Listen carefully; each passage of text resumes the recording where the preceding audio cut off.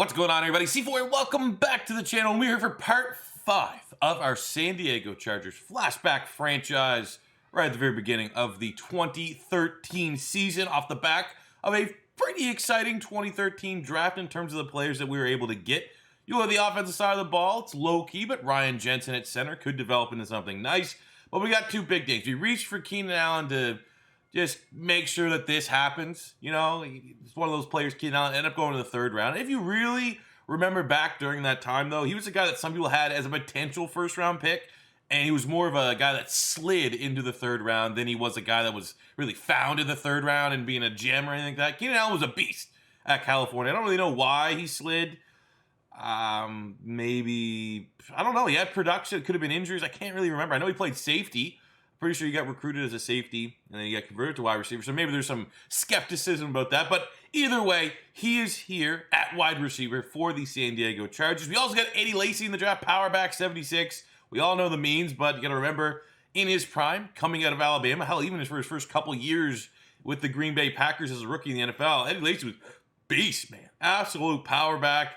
So I'm excited to have that complement what we have in Darren Sproles. Defensively, the rookies are not nearly as prolific, but the defense is good enough as is, so we don't really need to count or bank in on our young defensive players because everyone else, I mean, look at who do we have to replace? Our oldest player, Sean Phillips. Other than that, everyone else is either kind of in their prime or just entering their prime. So we're in a terrific spot. We're in an absolutely terrific spot.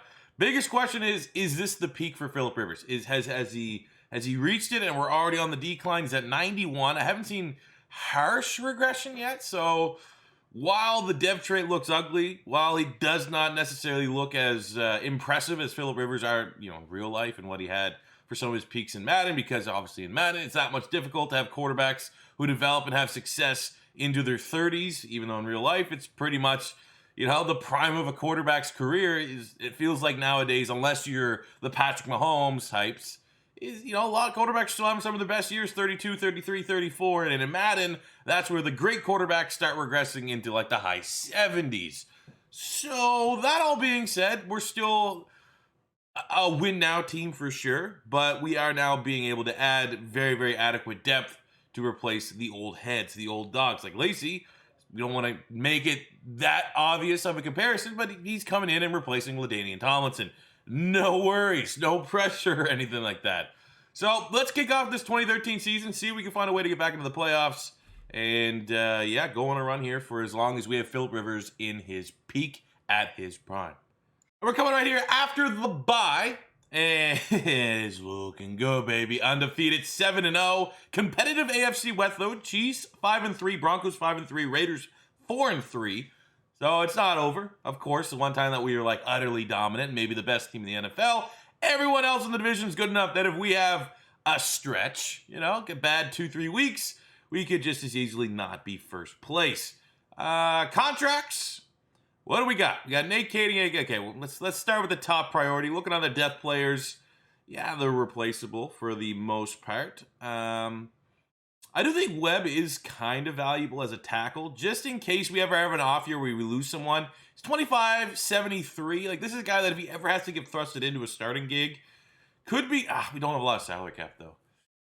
That's a little bit of annoying. Okay, Valdir needs to get re-signed. He is our starting right tackle. We're going to be very tight budget. Darren Sproles, I don't want to let him walk, but we need to pay Emmanuel Sanders first. And do we even have enough to do that? We do not.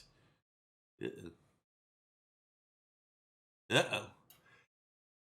All right, well, it's about time we have some adversity in terms of signing players.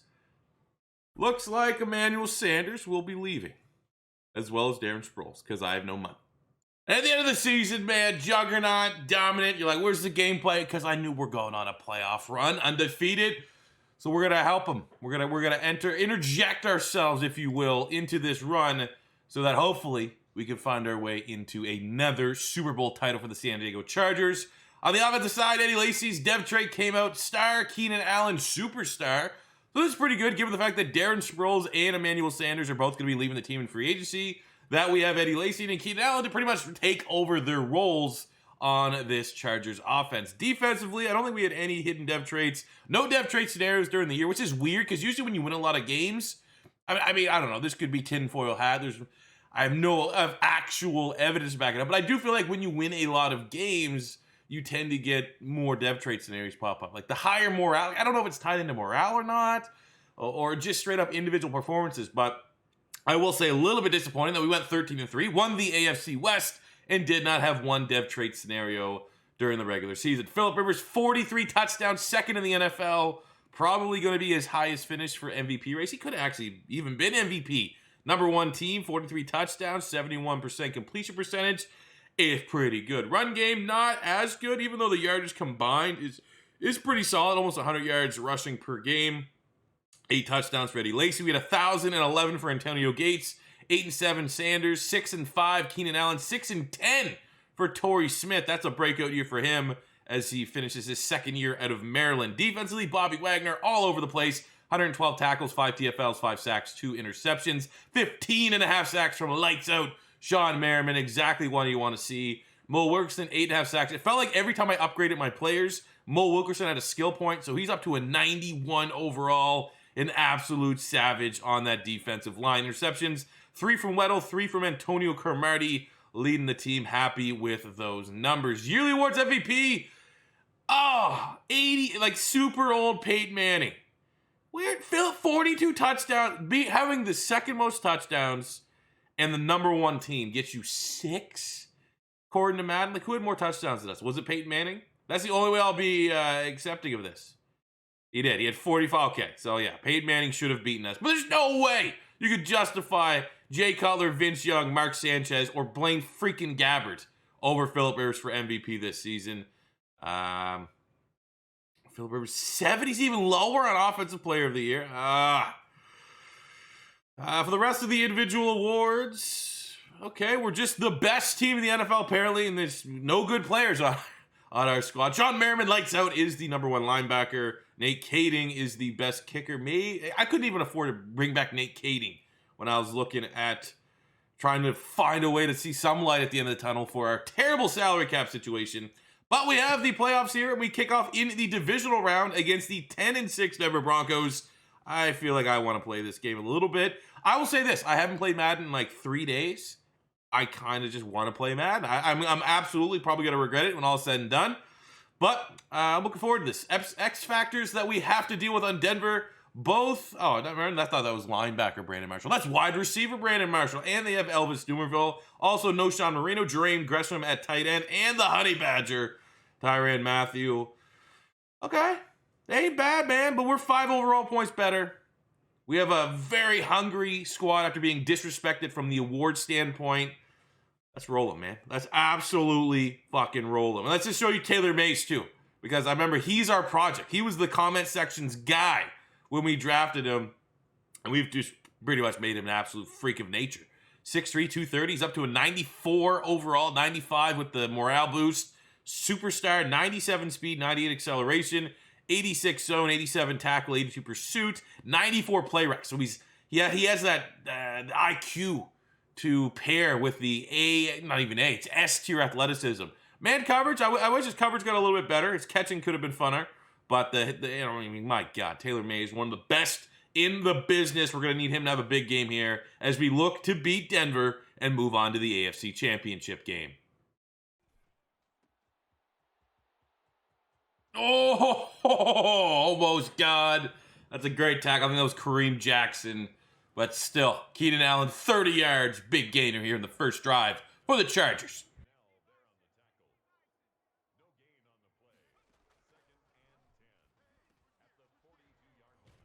Just feed him, man. He already has the superstar abilities as a rookie. And we know that he's going to have to eventually be our lead dog. No disrespect to Torrey Smith. But we know Keenan Allen's going to be the guy. So let's just force feed him, get him as much XP as humanly possible. And in between, let Eddie Lacy run some guys over. Ooh, jump cut by Darren Sproles. And he's just so damn shifty, so difficult to tackle. And the Chargers get it open and drive touchdown. Oh my God, that was picked. I thought that was going to be a pick six the other way. I guess when you have Phillip Rivers, who right now with the confidence, almost a 95 overall, he's going to be able to get lucky throws like that. 74 yards, Torrey Smith. Oh, that's a hell of a play.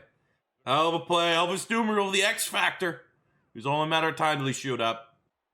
Oh, my God. I love that Phillip Rivers has that god-awful throwing animation. Keenan Allen with the burners. Swear to God, this is on all-pro difficulty. We were just getting very lucky. That is a huge touchdown. Just suffocating them here in the first quarter. 21 zip. Got it. God, that has to be a tutty. That has to be a tutty. We got a pick six from Eric Weddle during the sim. And there's the second touchdown. That's 35-7 at half.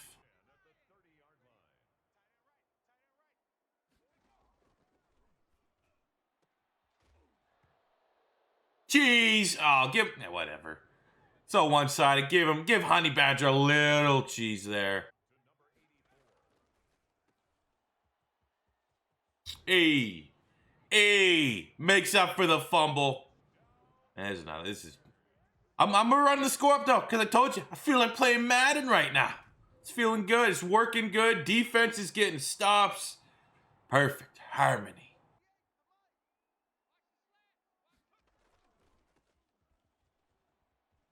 Over.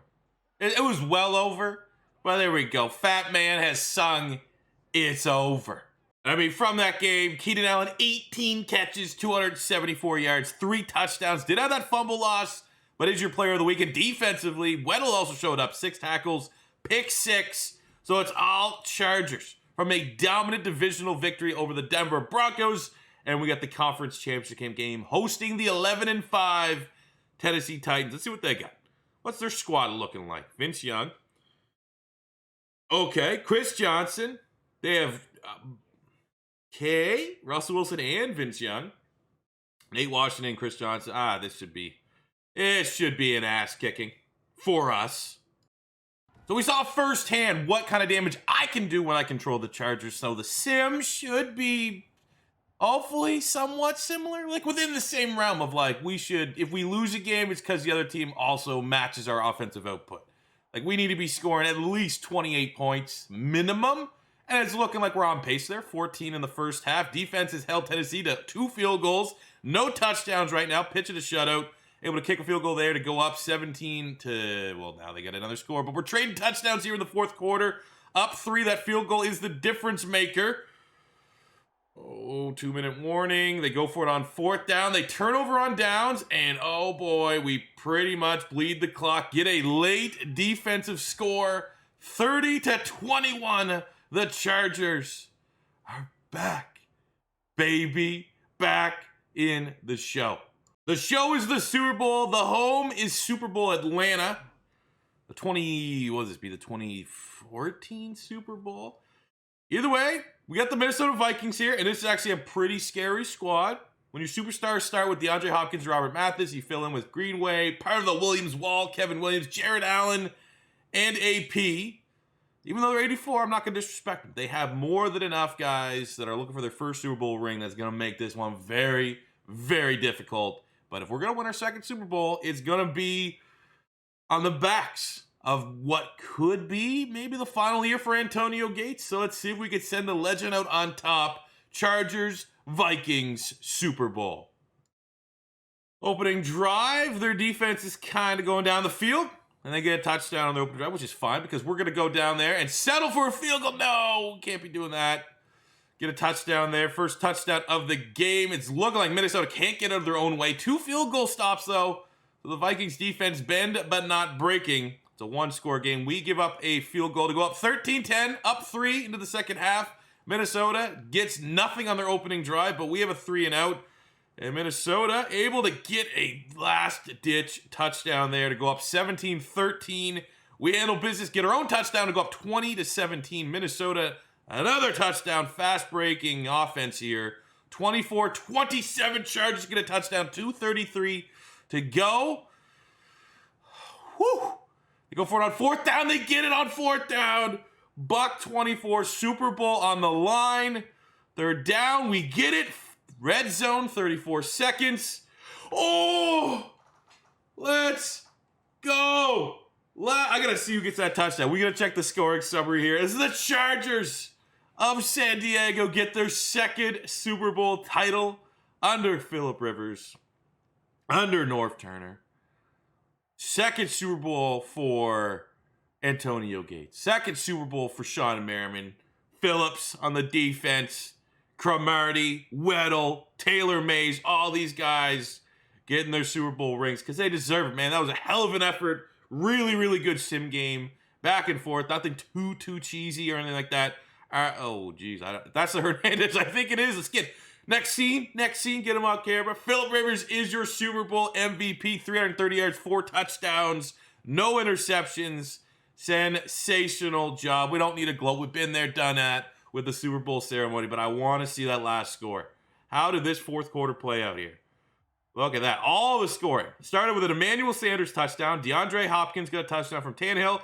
Gates got a touchdown from Phillip Rivers. They got a rushing touchdown from D'Angelo Williams.